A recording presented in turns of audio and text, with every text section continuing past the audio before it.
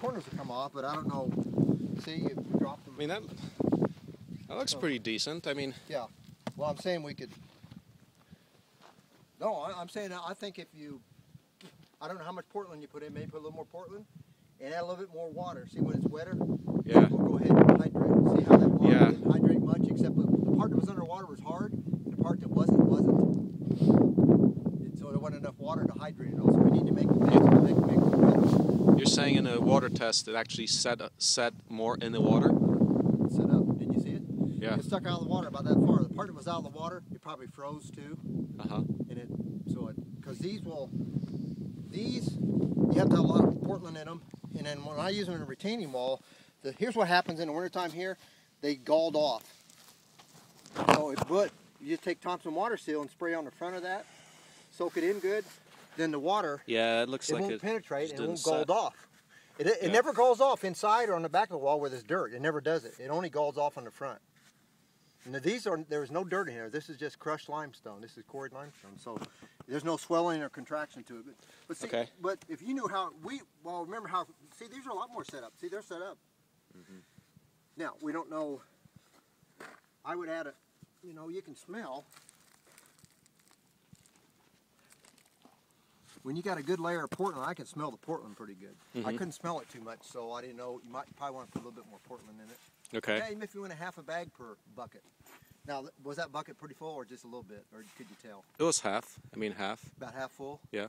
So say you got 2, 4, 6, 8, 10, 12, and we threw away at least 2. Probably got 16 or 18 bricks out of a little half a bucket. So if your thing was plumb full, you'd get probably 40 bricks. 40 bricks per bag of Portland. No, 40 bricks per your bucket. I thought you said your bucket was about half full. Yeah, and I used third of a bag. Well, that's what I'm saying. If you use, yeah, but the rest of it's probably on the ground there where you didn't probably use it. See what I mean? If you keep using it in the same place, there's always stuff you don't pick up. Remember those strips? Yeah. So there's stuff there that didn't get put in there. So if you try to use a half a bag, get a certain area. I don't know how you want to measure it, but maybe use a half bag at a time and try to use a half bag with a full bucket. Yeah, we could probably get like 50 bricks maybe out of a... Oh, you'll get more than out of a bag. Out of a bag. Even if it's different than this. 50? Because you only used a third and you already got 20-some, so. 2, 4. We got, well, there was about, let's see, there was 2 there. There was another one we stepped on. I mean, there was... We'll get like 50 or more. Didn't you put one on here or something? Yeah, something like that.